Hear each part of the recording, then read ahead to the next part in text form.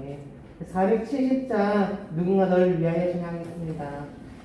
470장입니다.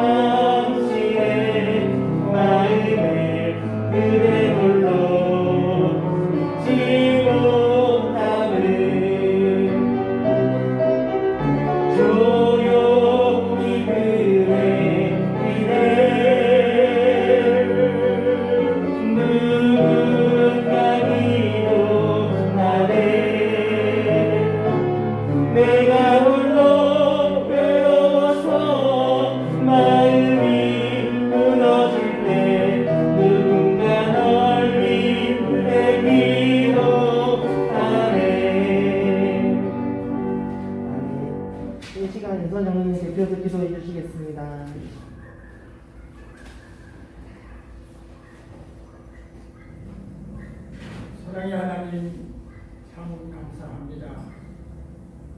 저희를 사랑하사 한 3일 동안에도 세상 지나게 하다가 이 시간 귀한 수요 예배로 주님들에 모여서 아버지 앞에 예배 드릴 수 있도록 은혜 예배 주심을 감사드리옵나이다. 사랑의 하나님, 저희들이 부족하고 연약하여서 아이에게 모르게 지은 죄들이 너무나 많사옵니다. 이 시간 저희들 불쌍히 보시옵시고 예수 그리스도의 보혈의 피로 저희들 마음을 정결케 하여 주시사 이 시간 드려진 예배 후에 우리가 새롭게 태어날 수 있도록 성령님 도와주시옵소서. 사랑의 하나님, 순복음의 대단을 사랑하소서. 이제 하나님 아버지 새 성경 건축이 막바지에 이르고 있음을 기뻐하며 주님께 영광을 돌리고 감사를 드립니다. 남은 일정이 주님께서 함께 하소서. 하나님 아버지시여 일하는 손길마다 안전을 지켜주시고 또한 하나님 아버지시여 중공에 필요한 여러 가지 행정적 사회에도 서로가 협력하여 선을 줄 수 있도록 그 길을 열어주시고 인도하여 주시옵소서. 특별히 이 시간 하나님 아버지 귀한 목사님 간상에 섰을 때에 하나님을 얘기하시고 성령 충만함으로 오늘 말씀 선포할 때에 저희의 마음이 새로우시고 살아계신 하나님을 이 시간 만날 수 있는 축복의 시간으로 되게 하여 주시옵소서. 하나님 아버지, 사랑하는 성도들 여러 가지 사정으로 참석지 못한 성도들 많습니다.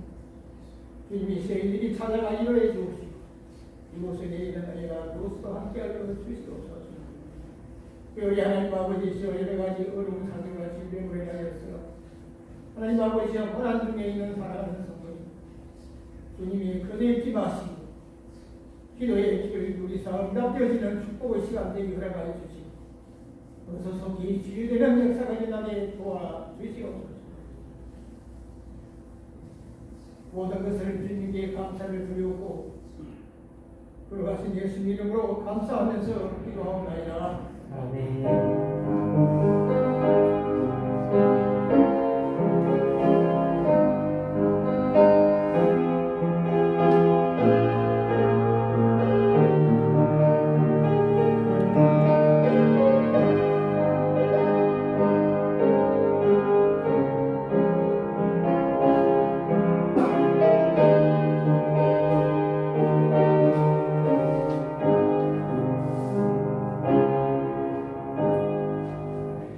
네, 오늘 말씀 사도행전 10장 17절에서 23절 말씀입니다.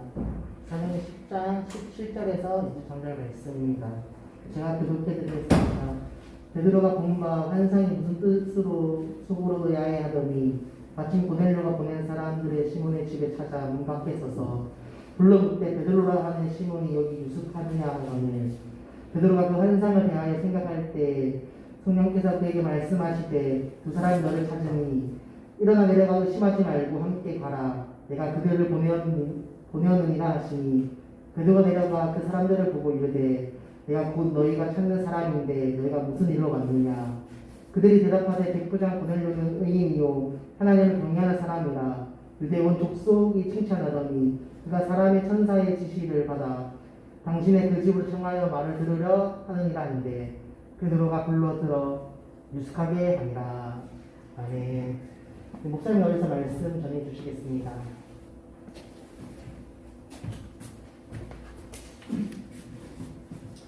기도하십시다. 은혜로우신 하나님 아버지, 이 3일 저녁에도 저희들을 사랑해 주시어서 주 앞에 나와 예배할 수 있도록 또 주의 말씀에 귀를 기울일 수 있도록 은혜를 베풀어 주심을 감사합니다. 오늘 말씀을 들을 때에 우리의 귀가 열리게 하시고 마음이 열리게 도와주시어서 하나님의 말씀을 착하고 좋은 마음으로 잘 들어서 열매를 맺는 삶이 되게 하여 주시옵소서. 곤고하게 우리 성도들 병원에 또 가정에 성교물 당하는 하나님의 자녀들에게 긍휼을 베풀어 주시옵시고 다 하나님의 위로와 은혜 가운데 거하게 도와 주옵소서. 오늘 이 시간도 말씀으로 우리 가운데 임재하여 주시기를 바라보며 예수님의 이름으로 기도하옵나이다.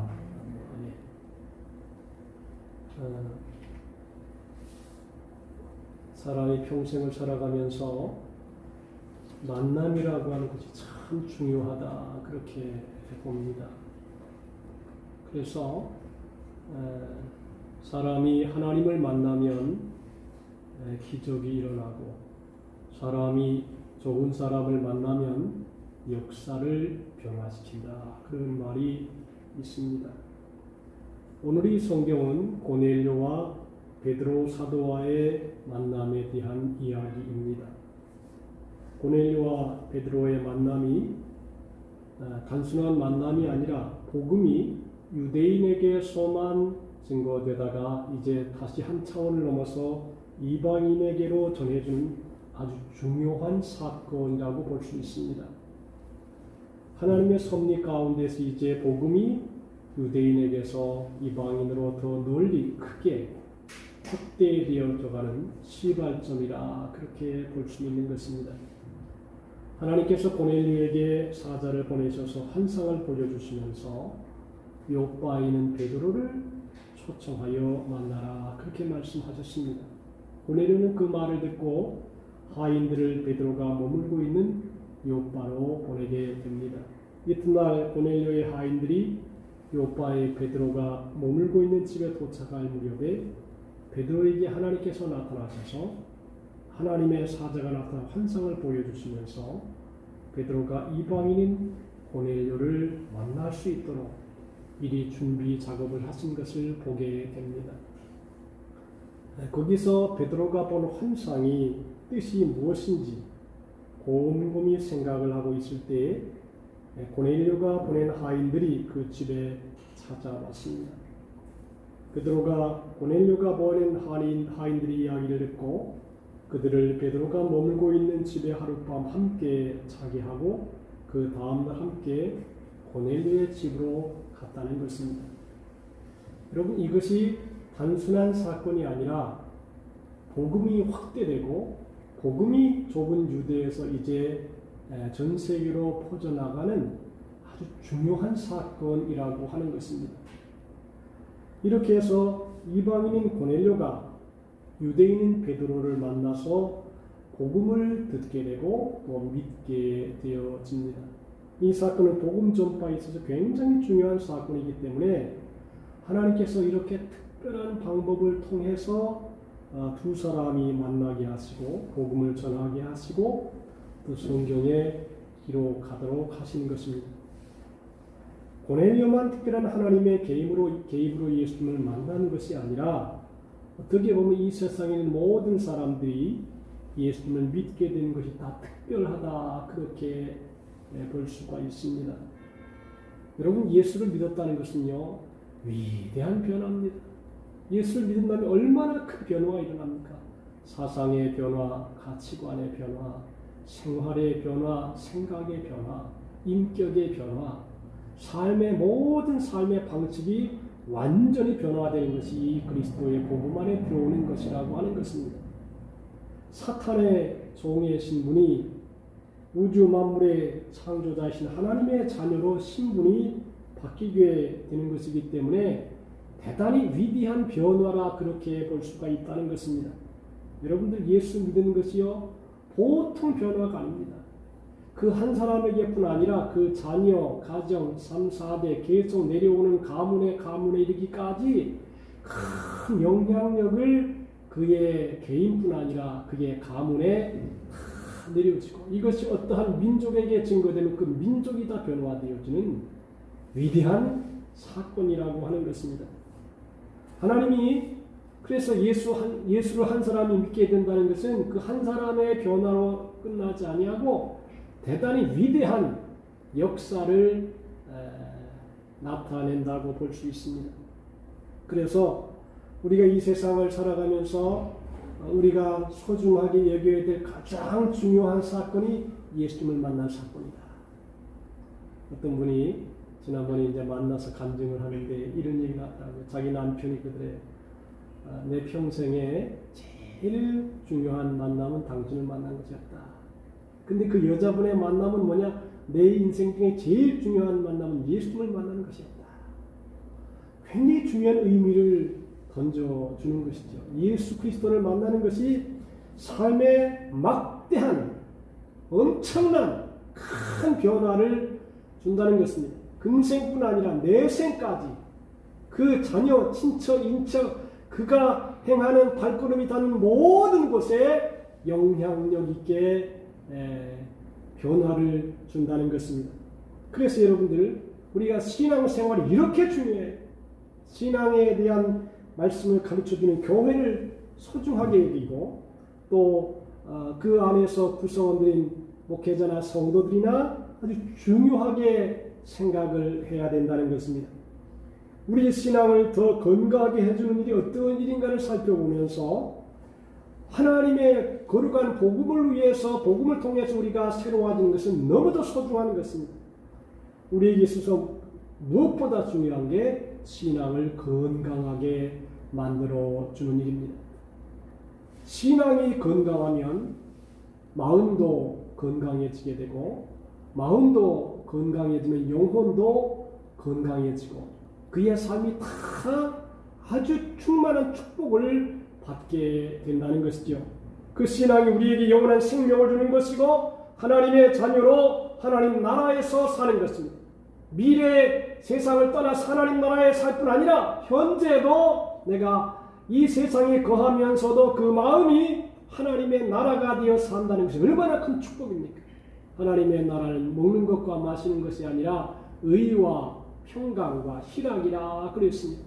하나님의 나라가 임하게 되면 그의 마음속에 의가 충만하게 되고 평강이 충만하게 되고 희락이 넘치는 아주 복된 생애를 살아간다는 것입니다.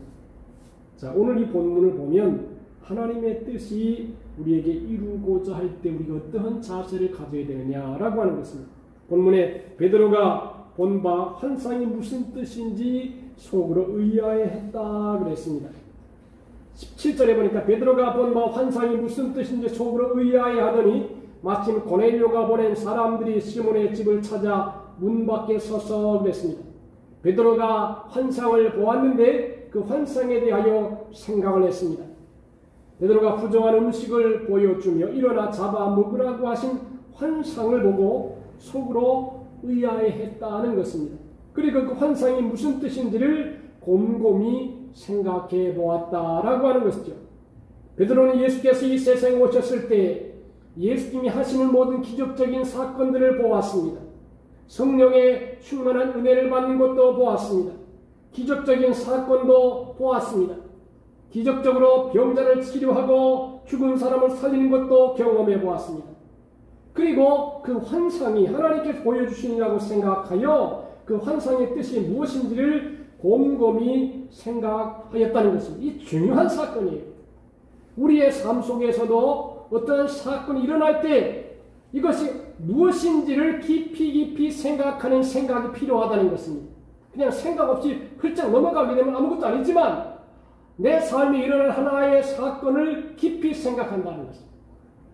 최 권사님 되게 더운가 보네. 그런 일들을 우연히 일어난 일들이라고 생각하지 말고 하나님이 특별하게 뜻을 가지고 주신 일이 아닌가를 생각해 보면서 그 뜻을 따라 살려고 해야 된다는 것입니다. 여기 보니까 의아해 하더니 그런 말씀이 있습니다. 이 말은 아주 매우 당황스럽고 어쩔 줄을 모르고 의심이 갔다는 것입니다. 도대체 이 환상이 무엇인가? 도대체 이 사건이 나의 삶에 어떤 영향이 있는가?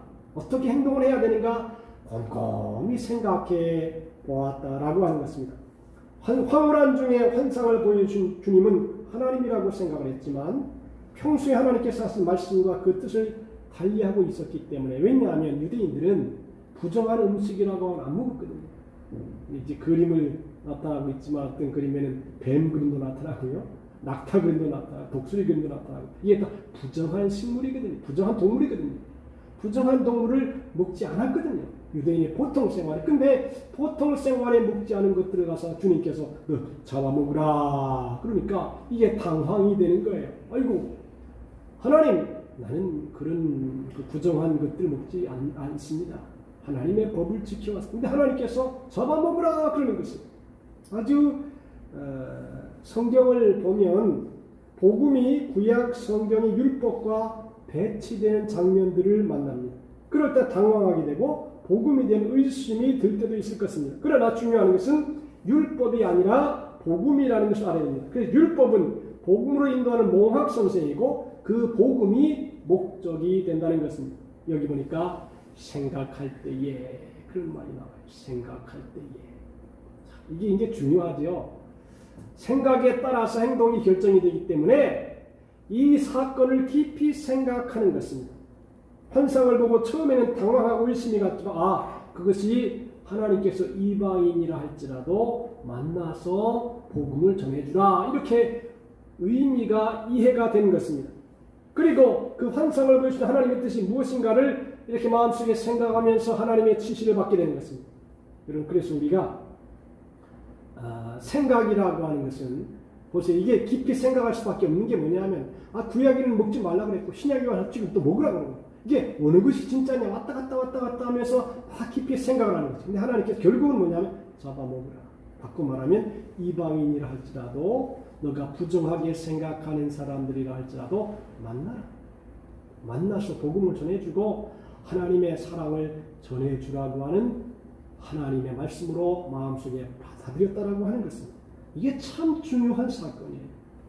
여러분 만약에 베드로에게 이런 환상의 사건을 보여주지 아니하고 바로 고넬료를 만났으면 베드로는 거부감을 가졌을 것입니다. 그런데 하나님께서 미리 환상 중에서 부정한 동물들, 동물들을 보면서 이것을 잡아먹으라고 하신 그 귀한 의미를 베드로가 이해했다는 것은 중요한 것입니다.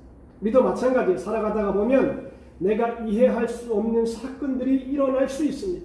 우리의 가정에서 또 교회에서 우리의 나라 속에서 민족 속에서 세계 속에서 사실 이제 코로나19 같은 것도 이 굉장히 깊이 생각을 하게 됩니다. 여러 가지 영향력이 있으니까. 근데 가만히 보니까 제가 지난주에 코로나19에 대한 강의를 좀 들었어요. 그런데 이게 전염병이요, 이번만 온 게 아니에요. 역사를 보니까 중세도 있었고 계속 되어 왔는 거예요. 수만 명들이 그냥 죽어가는 사건들이 있었어요. 근데 여기에 뭔가 하나님의 섭리와 뜻이 있다는 것이죠. 그래서 우리는 역사적인 사건을 보면서 우리의 삶에 일어나는 여러 가지 환경적인 것들을 보면서 하나님의 뜻이 어디 있는가, 이것을 잘 살피면서 그 뜻대로 살아가는 것이 대단히 중요한 일이라고 하는 것입니다. 여러분들, 이러한 환상이나 사건이 고넬료가 베드로를 만나서 예수님을 영접하는 그러한 믿음의 사건뿐 아니라 우리에게 일어난 일도 이런 특별한 신호가 될 수가 있다는 것이죠. 이럴 때 그 사건을 통해서 우리가 더 신앙생활을 잘하게 하는 것인지, 또 다른 사람을 전도하도록 하는 것인지를 생각하고 살펴보아야 한다는 것입니다.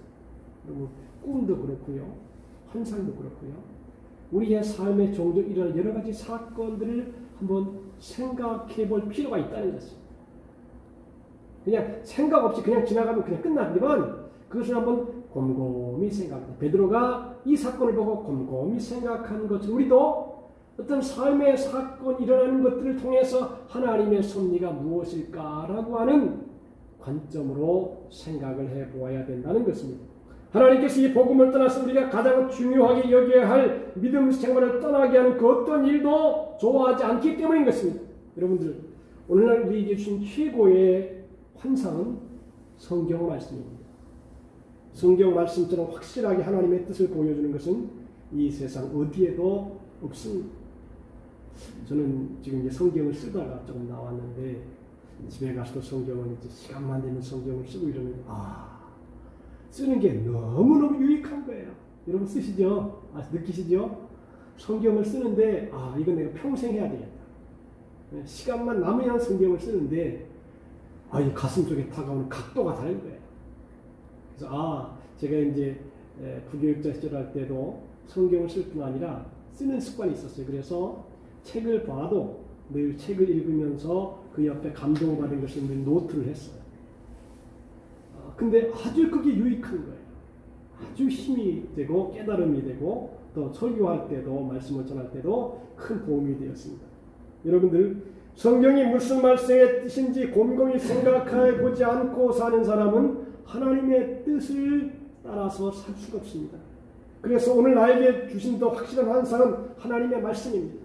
여러분들, 어느 목사님이 이제 은퇴를 하셔가지고 자기 소감을 쓰는 거예요. 한국의 동서대학 거기에서 이제 목회를 하신 목사님인데 아주 훌륭한 목사예요. 외모도 훌륭할 뿐 아니라 여러 가지 각도로 제가 존경할 만한 그런 분인데 이분이 은퇴를 하셨어요. 은퇴를 하니까 이게 공허한 거라. 매일 예배를 준비하고 말씀을 선포하고 그러다가 이제 은퇴를 딱 해버리니까 이게 붕 떠오르는 거예요. 정신, 마음이. 그래서 어쩔 줄 모르는 그 언어를 이렇게 글을 썼습니다. 그래서 내가 목사님, 성경을 쓰십시오. 성경을 쓰십시오. 이 성경을 쓰면 여러 가지로 잡힌다는 것입니다. 그래서 이게 성경 쓰는 게 우리 코로나뿐 아니라 일상생활에서 여러분 서기관이라는 게 성경을 쓰는 사람들이거든요. 그 사람들이 더 정통하거든요. 아무래도 읽는 거하고 듣는 거하고 그다음에 쓰는 거하고 차원이 달라요. 그래서 이 쓰는 것이 굉장히 유익하다 그랬어요. 설교는 하나님께서 매일 나 자신을 위해 주시는 하나님의 말씀입니다. 설교를 듣지 아니하고는 신앙을 유지하고 살 수가 없습니다. 아무리 목사님이 아니라 아주 고수가 할지라도요, 예배를 드리지 아니하고 설교를 듣지 아니하면 신앙은 성장하기가 힘듭니다. 왜냐하면 설교는요, 영의 양식이에요. 사람이 밥을 먹지 아니하면 배고픈 것처럼 영혼의 양식, 영혼의 말씀을 먹지 아니하면 굶주리는 것입니다. 그래서 양식이 없어 기근이 아니고 밥이 없어 줄이는 것이 아니라 하나님의 말씀을 듣지 못한 영적 기갈이 있다는 것입니다. 그러면 너무 괴로운 것이죠. 그러니까 우리가 지금 늘 때마다 시마다 풍성한 영의 양식을 먹어야 사람이 육적으로도 풍성하게 먹으면 든든하고 배가 부르고 힘이 있는 것처럼 사람도 영의 양식을 때마다 시마다 아멘 아멘 하고 받아야 돼요. 저는 요새 이제 목사님들하고 교제하거나 이러면 그 예배 드리고 목사님들 기도할 때마다 아멘 아멘 합니다. 근데 왜 그렇게 아멘이 좋은지 몰라요. 왜냐하면 기도의 내용이 다 좋은 내용이거든요. 그래서 그냥 내가 아멘 아멘 그리고 받는 게 아주 기쁨이 되더라고요. 여러분도 하나님의 말씀을 아멘으로 받아서 영혼의 힘이 되고 축복이 될 수 있기를 주님의 이름으로 축복합니다. 설교가 나에게 주신 뜻이 무엇인지를 곰곰이 생각하지 아니하고는 성공적인 인생을 살아가기가 힘듭니다. 하나님께 수시로 해주시는 말씀을 듣지 않고 살려가는 것은 하나님의 뜻을 따르지 아니하고 자기의 마음 욕구대로 살리겠다는 생각인 것입니다. 성경을 읽고 설교를 들으시고 그것이 하나님께서 나에게 주신 의미가 무엇인지를 곰곰이 생각해 봐야 됩니다. 여러분 제가 이런 걸 느껴요. 설교를 하는데 하는 사람은 하나인데 듣는 사람은 여러 가지 좀 들어요. 희한하더라고요. 제가 이번 주에 이제 강의를 하는데 디모데전서 5장을 이렇게 강의를 하기 전에 학생들한테 디모데전서 5장에 나타난 말씀을 읽고 그 다음에 거기서 자기가 느끼는 감동을 2가지씩 발표를 해라 그랬어요. 근데 아주 의외로 은혜스러운 얘기가 정말 많이 나왔어요. 이게 강의는 이렇게 하는 거구나. 그래서 마지막에 제가 정리를 해주고 말았는데 딱 정리했는데 똑같은 하나님의 말씀인데요. 네, 그랬어요. 자기의 경험을 통해서 이 말씀을 발표해라. 3분이다. 그런데 너무 좋은 말씀이 많이 나온 거예요. 하나님께서 똑같은 성경인데요. 그 말씀을 듣는 사람의 마음, 자세, 삶에 따라서 각도가 달라지는 것입니다. 이 사람에게 이렇게 적용이 되고 저 사람에게는 저렇게 적용이 된다는 것입니다. 여기 성경에 보니까 일어나 내려가 의심하지 말고 함께 가라. 일어나 내려가 의심하지 말고 함께 가라. 내가 그들을 보내었느니라 하시니 그랬습니다. 베드로가 환상을 보고 그 환상이 하나님의 뜻인지 의심도 해보고 하나님의 뜻이라는 것을 알았을 때 그것이 무슨 뜻인지 곰곰이 생각해보고 있을 때 하나님께서 확실하게 말씀해 주신 것입니다. 일어나 내려가 의심하지 말고 함께 가라. 내가 그들을 보내었느니라 그랬습니다. 하나님이 무엇을 해야 될지를 구체적으로 말씀해 주신 것입니다. 여러분들 예수님의 아버지 요셉이 막 마리아가 이제 잉태를 해가지고 고민을 하잖아요. 그때 천사가 나타나서 요셉에게 갈 길을 얘기해 주지요. 육체로 된 것이 아니라 성령으로 된 것이니까 염려하지 말고 마리아에게 가라. 그런 말씀을 주셨잖아요. 그러니까 우리가 살아가다가 보면 막 고민할 때에 하나님께서 마음속에 은혜를 베풀어 주시고 이렇게 순종하도록 내 이성으로는 이해가 안 되고 이렇게 의미가 이게 아사무사할 때 하나님께서 말씀을 딱 주셔서 가라. 함께 가라. 이게 중요한 내용 아닙니까? 함께 가라. 확실하게.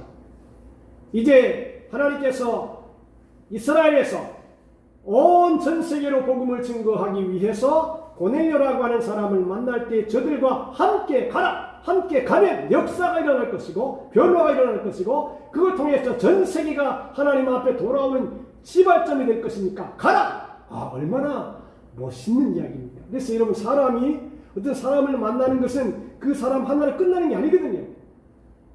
그 사람이 만나는 또 다른 사람, 그 사람의 가족, 친척, 인척 모든 영향권이 크게 있는 것입니다. 우리 사람 한 사람에게는 여러분 한 사람만 만납니까? 가족이 있고 자녀가 있고 직장인 사람들이 있고 사회 사람들이 있고 자기 친구들이 있고 친척도 있잖아요. 그러면 한 사람이 보통 7, 80명 이상 다 만나는 것입니다. 그런 사람들에게 영향력을 행사한다고 하는 것입니다. 고넬료라고 하는 사람이 자기뿐 아니라 그 같이 있는 사람들을 함께 만나서 복음을 전해주는 것은 이건 고넬료 한 사람의 만남뿐 아니고 그 지위를 통해서 많은 사람에게 복음을 전할 수 있는 그런 기회가 된다는 것이죠. 그러니까 여러분 우리는 사건을 그냥 만났다 이 사건이 아니라 그 만남을 통해서 하나님께서 어떻게 그 개인과 가정과 역사 속에 어떻게 역사할지를 알고 깨닫고 행하면 더 확신이 생기게 되고 힘이 생기게 되는 것입니다. 할렐루야. 그러니까 우리가 사람을 잘 만나는 것은 참 중요한 것입니다. 그냥 만나는 게 아니에요. 오늘 새벽에 우리 권지수 권사님이 이제 교회에서 준 쌀 가루를 이렇게 가져가면서 아주 가장 친한 언니에게 그걸 주었답니다. 그러면서 이 교회에서 준 거라고. 그 집은 불교 집안이래요. 근데 아마 인간관계가 좋은 모양이에요. 아주 부자고. 그 가만히 보니까 내가 그랬어. 이 교회에서 준 거라니까.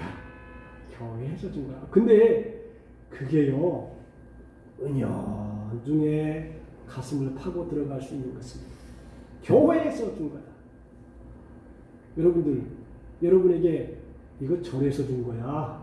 그렇게 하면서 줬다네 말이에요. 이게 느낌이 달라요. 거기에 신앙의 의미가 부여가 되면 이게 차원이 다른 거예요. 그러니까 우리가 지금 이제 그게 당장은 효과가 나타난다 할지라도 서서히 가면서 천천히 서서히 가랑비에 속옷 젖듯이 이렇게 영향력을 줄 수 있다는 것입니다. 자, 우리가 예수를 믿고 신앙생활하는 것도 실제로는 어렵지가 않습니다. 왜냐하면 그냥 순종하면 되거든요. 하라 하면 되고 하지 말아라 안 하면 되고 쉽잖아요. 그죠? 이거를 복잡하게 생각한다는 게 어렵게 생각한다는 것은 내 생각이 너무 많다는 거예요.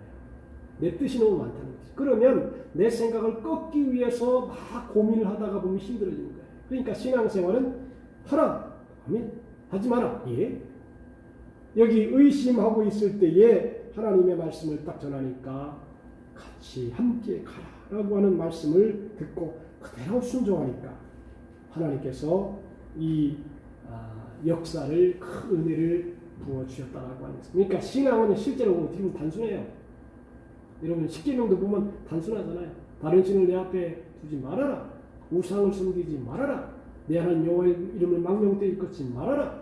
안식일을 기억하여 그날을 거룩히 하라. 내 부모를 공경하라. 살인하지 말라. 간음하지 말라. 도적질하지 말라. 거짓 증거하지 말라. 내 이웃을 탐내지 말라. 가만히 보면 신앙이라는 게 하라와 하지 말라의 차이가 있는 거예요. 그러니까 어떻게 보면 신앙생활은 아주 쉬운 것이에요. 쉬운 것이. 하라 내가 복을 주리라. 그럼 하면 되지요. 그럼 복 받는 것이죠. 그래서 우리가 믿음의 사람들이 하나님께서 우리에게 원하는 게 함께 가라. 그럼 가면 되는 거죠. 그러니까 하나님의 말씀을 순종하면 하나님이 은혜를 주시고 그 다음 단계 놀라운 역사를 준비하는 것입니다. 이 지금 베드로가 고넬료를 만날 때 하나님 베드로가 아사무사 의심스러워할 때에 하나님께서 고넬료에게 말씀을 주셔. 내가 그들과 함께 있으니까 너는 함께 가라. 여러분 가면 복음이 증거될 것이고 복음이 증거되면 그 인격을 지배할 것이고 그 인격뿐 아니라 자기의 주위의 모든 사람들에게 복음을 전해서 그 영향력이 30배, 60배, 100배로 자꾸만 커져서 하나님의 나라가 확장될 것이니까 그게 시발점이니까 너는 가라! 이건 놀라운 하나님의 섭리가 있는 말씀이라고 하는 것입니다. 그러므로 우리가 평생 복음 안에 들어가며 살면서 이게 얼마나 큰 축복인지 여러분들 가장 불쌍한 사람 중에 하나가요.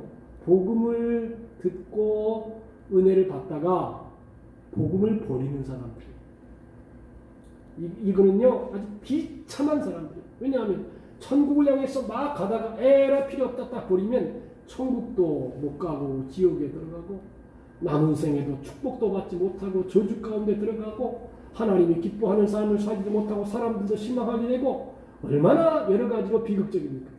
이 믿음, 이 신앙은 너무도 보배로운 것입니다. 거듭 얘기하지만 신앙은요 그 누구도 함부로 복음을 줄 수 있는 그런 성향이 아니에요. 이것은 하나님의 선택된 사람, 축복받은 사람, 하나님이 함께하는 사람, 천국의 유업을 함께 받을 사람, 그 사람들에게만 이 귀한 축복은 나눠줄 수 있는 것입니다. 그러므로 이 신앙을 잘 간직하고 또 잘 키워나가고 또 잘 전도해서 우리뿐 아니라 우리 주위의 모든 사람도 함께 하나님의 영광 속에 참여하는 축복을 우리 모두가 함께 받을 수 있게 되기를 주님의 이름으로 축복합니다.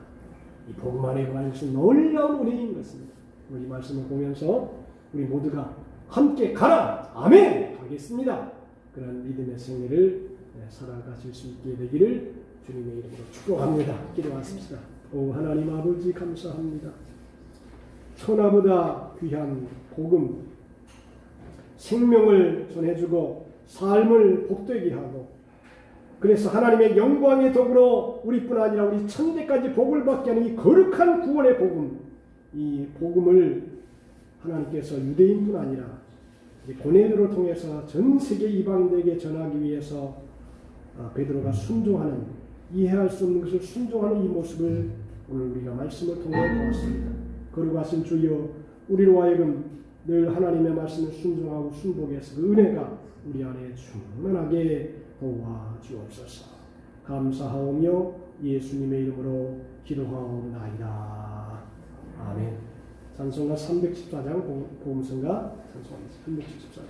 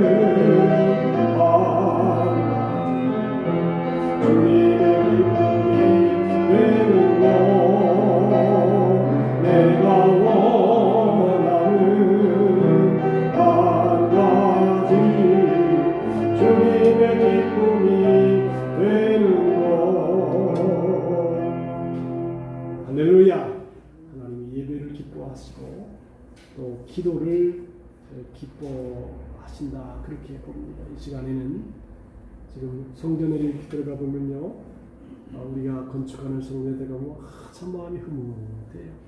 성전이 아름답게 잘 건축이 되고 있고, 또 이제 청정도 이번 주 안에 거의 많은 부분이 완성이 될 것입니다. 가면 갈수록 흐뭇한 그런 생각이 들어요. 오늘도 이제 원일건설에서 건축비가 좀 나와서 이렇게 찾아서 그거를 기름칠하듯이 이제 좀 나눠줄 것이고, 또 하나하나 잘 진행이 될 것입니다. 여러분, 성전 건축의 은혜 속에 잘 이루어지고, 그리고 제가 이제 그 오픈도어라고 하는 기도책이 와요. 근데 이 중동하고 북한, 아프리카권 이 복음으로 막 고통을 당하는, 복음 듣지 못해 고통당하고, 믿는 사람 핍박받는 고통당하고, 뭐 이런 것들을 막 봐요. 이게 이제 제 새벽마다 하나씩 나라를 위해서 기도하는데, 대한민국 정말 복받은 나라예요. 하나님의 은혜 속에 거하는 나라. 이 시간에 기도할 때에 성전 건축을 위해서 기도하고, 또 우리 김호진 권사님 지금 몸이 불편하신데 강건하도록, 또 배봉명 집사님 하나님께서 강건함을 주시도록 기도하고, 또 우리 고은영 전사를 위해서 기도하고, 우리 자신을 위해서 한 10분 동안 은혜가 넘치는 시간 되겠습니다. 다 같이 주의를 찾아서 통성으로 하나님께 기도하겠습니다. 같이 기도합시다. 주여, 하나님의 은혜를 감사합니다. 오늘도 성령님 함께 해주셔서 주 앞에 나와 기도하게 도와주시는 은혜를 주님께 약속합니다. 할렐루야. 하나님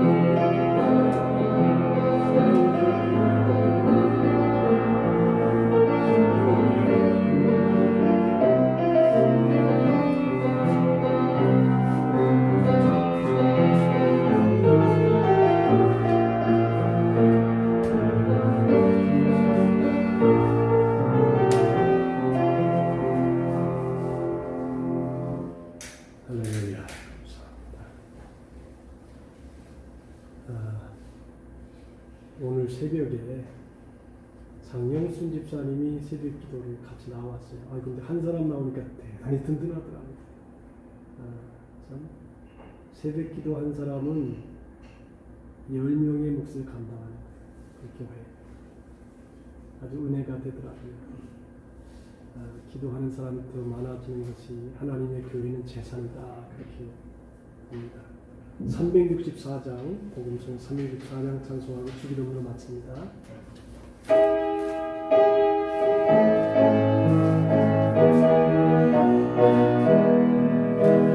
그 신주께 영광 돌리세 하나님의 성에서 그의 거룩한 손에서 너가 높고 아름다워 온 세상의 기쁨 저 북방에 있는 시온산 그 왕의 성일세 Sing hallelujah, sing hallelujah, sing hallelujah.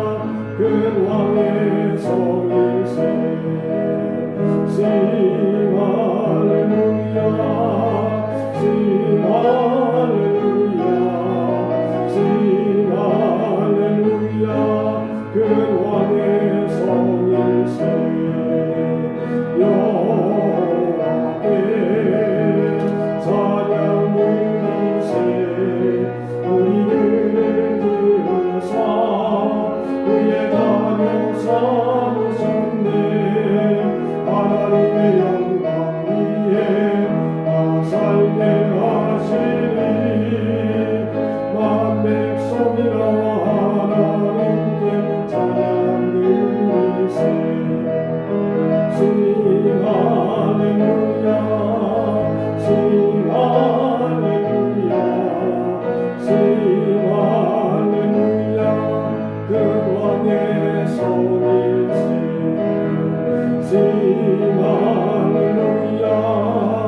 sing hallelujah, sing hallelujah. 그 왕의 성일세. 하늘에 계신 우리 아버지 이름이 거룩히 여김을 받으시오며 나라의 임하옵시며 뜻이 하늘에서 이루는 것 같이 땅에서도 이루어지이다.